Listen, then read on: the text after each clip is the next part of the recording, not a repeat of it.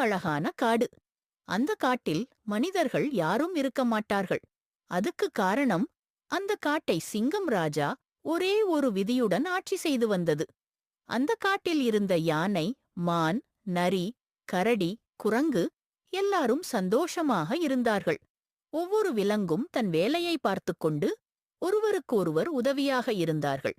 ஒரு நாள் ஒரு சின்ன எலி சிங்கத்தின் விதியை தாண்டிச் சென்றது.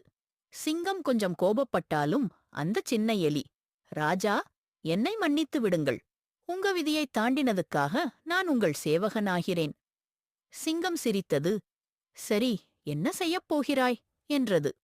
ஒரு நாள் நீங்கள் பிரச்சனையில் சிக்கினால் நான் உங்களுக்கு உதவுவேன் என்றது எலி. சிங்கம் சிரித்தது. நீ என் கைப்பிடி அளவுக்கு கூட இல்ல. உன்னால் எனக்கு உதவ முடியுமா என்றது. சில நாட்களா கழித்து சிங்கம் ஒரு வலையில் சிக்கியது. மனித வேட்டையாடிகள் வலை போட்டிருந்தார்கள். எல்லா விலங்குகளும் பயந்து ஓடின.